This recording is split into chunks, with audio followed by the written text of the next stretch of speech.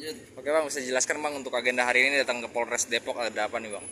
Ya, jadi hari ini kami memenuhi panggilan dari penyidik di Reskrimum terkait laporan klien kami yang pada tanggal 23 Desember lalu sudah kami buat LP-nya di Polres Depok terkait penganiayaan dan ancaman pembunuhan yang dilakukan oleh oknum anggota Korlantas Polri.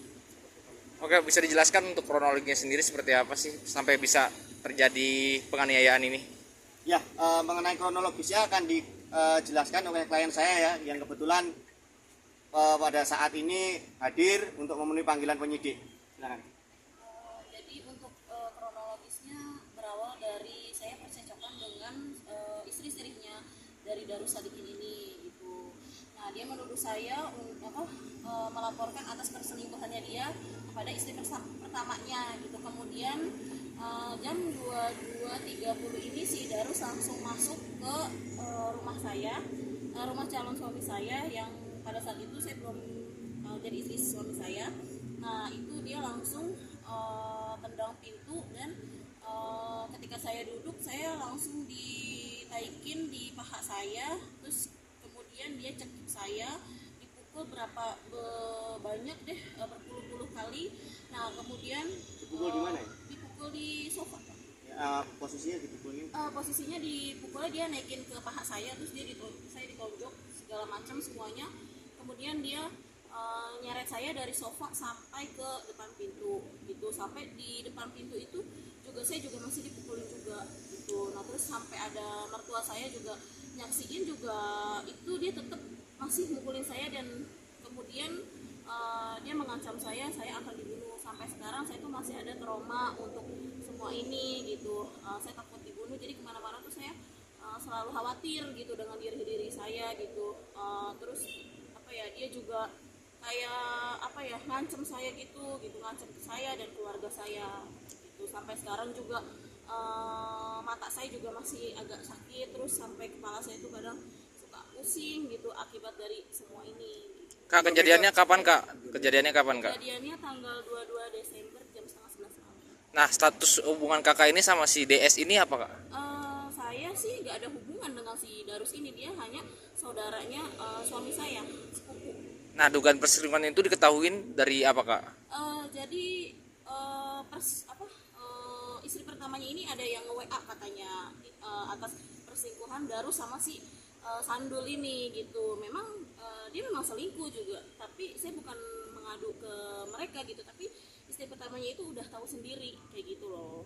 Terus Kalau boleh tahu, DS sendiri bekerja di mana, Mbak? Dia polisi juga, dia tuh ngawal-ngawal, cuma saya nggak tahu di bagian apa sih Pak? Ya, di Korlantas Polri. Ya, Tepatnya Korlantas Polri di mana tuh? yang ada di Cawang. Oh, di Cawang. Kebetulan yang bersangkutan ini ada di bagian patroli pengawalan lah. Kebetulan yang dikawal mantan Pati Polri lah, sudah pensiun sih.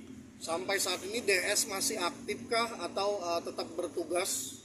Jadi setahu saya Bribda DS ini masih aktif bertugas di Korlantas, tapi pada hari Jumat lalu kami sudah laporkan juga ke Divisi Propam di Mabes Polri terkait tindakan penganiayaan maupun ancaman pembunuhan yang dilakukan oleh Bribda DS ini.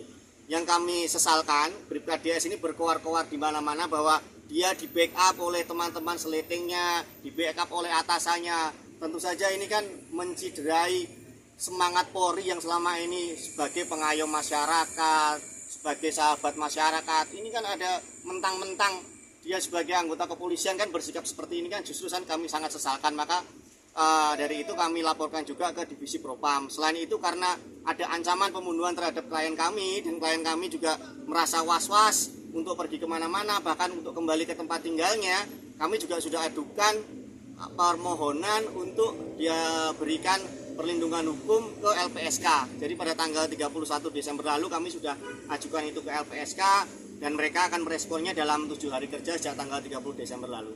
Pak, selain di Mabes Polri dan Polres Depok ini ada juga laporan di Polda atau? Oh tidak. Oh, jadi ada. Karena ini TKP-nya ada di Cilodong, jadi kami laporkannya di Polres Depok. Kalau di Propam kan terkait dengan pekerjaan yang bersangkutan sebagai polisi melakukan pelanggaran seperti itu, kan sudah seharusnya polisi juga menindak tegas. Kalau di Propam kemarin informasinya dalam 20 hari kerja mereka akan memproses itu. Pak, untuk hari ini agendanya tadi kan menerima panggilan, terus dari Polres sendiri seperti apa nih Pak kelanjutannya? Agendanya sebenarnya klarifikasi dan apabila memungkinkan nanti bisa dilanjutkan dengan BAP sih. Ini kan Informasinya begitu di Reskrimum. ini kan kasus sudah terkuak sampai media nasional nih Pak. Ini harapannya apa sih?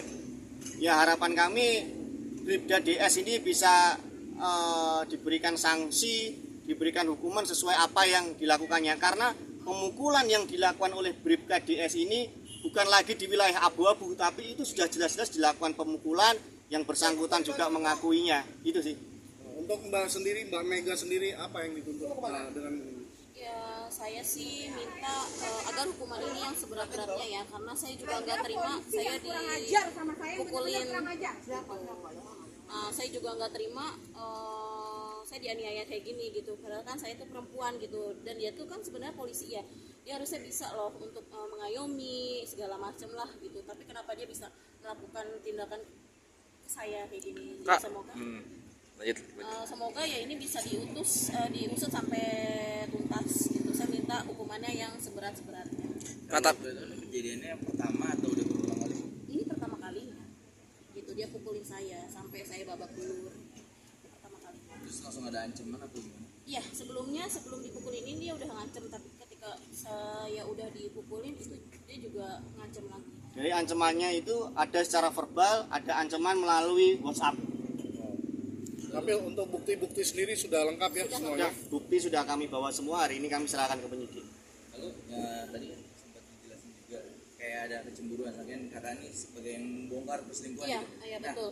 itu kalau boleh tahu memang kejadiannya itu seperti apa sih kalau boleh tahu sampai tiba-tiba langsung kayak gelap mata pukulin kakak gitu?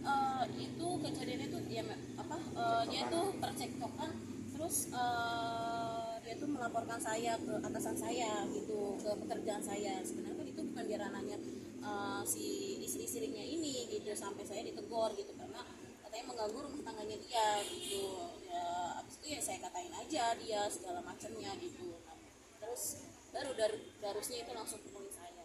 Tapi emang belum kenal sebelumnya. Sudah kenal. Sudah kenal. jika ada itikat baik dari dia gitu, responnya apa? Saya nggak mau gitu. Uang masih bisa saya cari, tapi keadilan saya butuh keadilan. Dia mau berdamai dengan apapun juga saya nggak terima gitu. Sampai sekarang aja di detik ini aja nggak ada etiket baik ke suami saya dan keluarganya dia ya gitu, keluarga saya juga gitu. Nggak ada etiket baiknya.